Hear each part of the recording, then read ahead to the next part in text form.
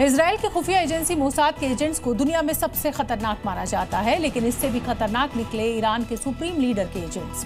बीते 4 सालों में ये इजरायली टारगेट्स को ठिकाने लगाते रहे, लेकिन इनका नाम, पता और हुलिया कभी पता नहीं चला।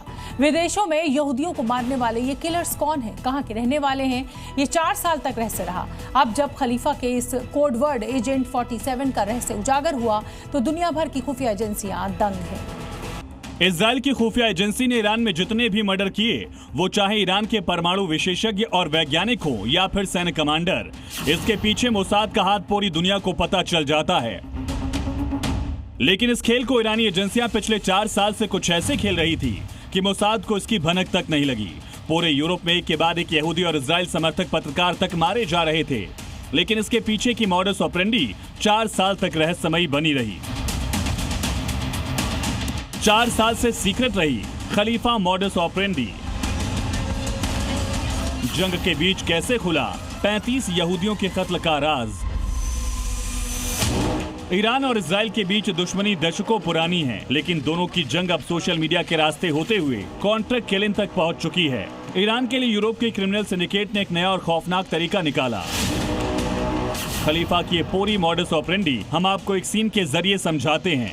यहूदियों के कत्ल की पूरी साजिश में स्वीडन का कुख्यात फॉक्सट्रॉट नेटवर्क मास्टरमाइंड है। इस नेटवर्क का गैंग लीडर है रवा माजिद।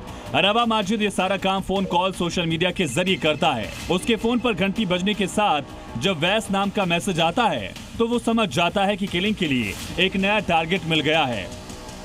यूरोपियन पुलिस के मुताबिक वैस का मतलब होता है वायलेंस एज ए सर्विस, यानी हिंसा को एक सर्विस के रूप में बेचना। इसके बाद का सीन देखिए। रवा माजिद टारगेट का पता ठिकाना मिलने के बाद किलर को फिक्स करता है। टारगेट की लोकेशन मैप ऐसे समझाता है जैसे वीडियो गेम हो। वो किलर फिर टारगेट के पीछे जाता है, उसे लगातार ट्रैक किया जाता है। मौका मिलते ही टारगेट को गोली मारकर फरार हो जाता है। रवा माजिद स्वीडन का रहने वाला कुख्यात गैंग लीडर है। यूरोपियन पुलिस के मुताबिक रवा माजिद ने इसी तरह कॉन्ट्रैक्ट किलिंग के साथ 35 यहूदियों को मार डाला। रवा माजिद ईरान के लिए साल 2022 से ही किलिंग का कॉन्ट्रैक्ट ले रहा है। ईरानी सरकार इस गैंग के जरिए अपने दुश्मनों जैसे कि विरोधी आवाज के साथ ही पत्रकारों, इजराइल से जुड़े लोगों को निशाना बना रहा है। पकड़े जाने के डर से वो स्वीडन से भागा, फिर तुर्की होते हुए ईरान के तेहरान जा पहुंचा। रवा माजिद ईरान के लिए कॉन्ट्रैक्ट किलिंग में उसी फॉर्मूले का इस्तेमाल कर रहा था जो फॉर्मूला अपने टारगेट को खत्म करने के लिए इजराइल की खुफिया एजेंसी मोसाद करती रही है। लेकिन मोसाद के ऑपरेशन का पता कभी न कभी चल ही जाता है। यूरोपोल के अधिकारी एंडी क्रॉक के मुताबिक ये पूरी तरह से सोची समझी साजिश के तहत कम उम्र के बच्चों को मोहरा बनाकर हत्याएं करवाने का धंधा है। ये गैंग जानबूझकर टीनेजर्स को चुनते हैं क्योंकि वो पकड़े जाने पर कानूनी अंजाम के बारे में नहीं सोचते। हैरानी की बात है कि मर्डर या हमला करने के बाद ज्यादातर बच्चों को पैसे मिलते ही नहीं, क्योंकि वारदात को अंजाम देने से पहले या तुरंत बाद पुलिस के हत्थे चढ़ जाते हैं। गैंग्स को भी इस बात से कोई फर्क नहीं पड़ता कि बच्चा पकड़ा गया या फिर नहीं।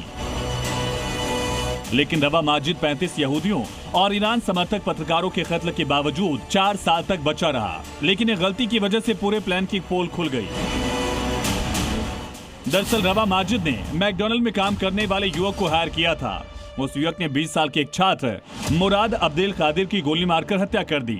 पुलिस ने जांच की, पता चला कि हमलावर कोई पेशेवर किलर नहीं बल्कि 18 साल का टीनेजर था। पुलिस के मुताबिक मुराद को मारने वाले कातिल का नाम अतिला अजिमोव था। अब मुराद को रवा माजिद के फॉक्सट्रॉट नेटवर्क ने पैसों का लालच देकर हायर किया। बाद में पता चला जांच में कि गैंग्स ने जिसे मारने के लिए भेजा था उसकी जगह गलती से मुराद की हत्या हो गई।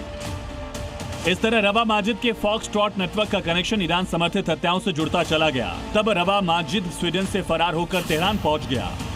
पुलिस के मुताबिक तेहरान में रहने के बाद इस गैंग का कनेक्शन ईरानी एजेंसियों से और गहरा हो गया। संभव है इसका नेटवर्क और भी बड़ा हो गया।